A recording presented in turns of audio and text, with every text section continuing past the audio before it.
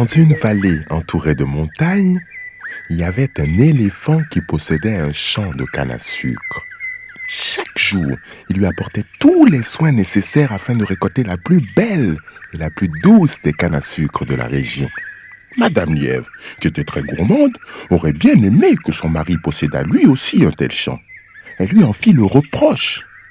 Alors le lièvre, afin de satisfaire son épouse gourmande, décida de couper la canne à sucre, déclarant aux animaux présents « Ce champ m'appartient depuis toujours. Il est donc normal que je récolte ce qui y pousse. L'éléphant n'est que mon employé et sa force m'est bien utile. Il en sera récompensé. » Le soir, Madame Lièvre, la gourmande, put enfin se régaler avec la délicieuse canne. Cependant, l'éléphant mis au courant de l'affaire se rendit chez le lièvre, qui sans hésiter lui affirma que le champ lui avait toujours appartenu et que l'éléphant avait commis une grave erreur en le cultivant.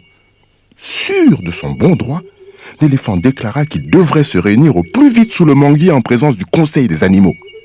Une fois l'éléphant parti, Monsieur Lièvre s'adressa à Madame.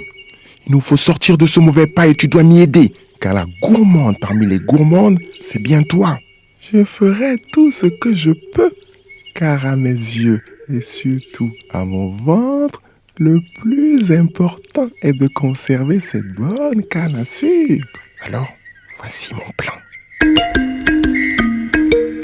Le lendemain de bonne heure, Madame Lièvre se cacha dans le tronc creux du manguier et Monsieur attendit patiemment l'arrivée du conseil des animaux.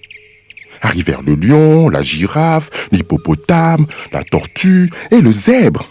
Les discussions commencèrent donc, chacun évoquant le souvenir de ses ancêtres pour confirmer la propriété du champ.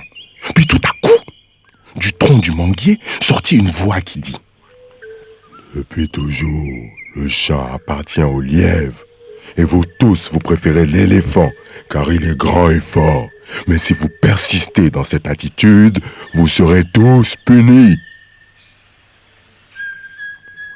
Les animaux stupéfaits d'entendre cette voix qui ne pouvait être que celle d'un dieu se demandèrent alors quelle punition ils allaient bien pouvoir infliger à cet éléphant trompeur. Quant à l'éléphant, désemparé, il chancela et s'appuya sur le tronc creux du manguier qui s'effondra sous son poids. Alors, Madame Lièvre, qui était cachée à l'intérieur, apparut à tous. La supercherie découverte, pour échapper à la colère du conseil des animaux, les deux imposteurs s'enfuirent et jamais plus ne réapparurent dans la région.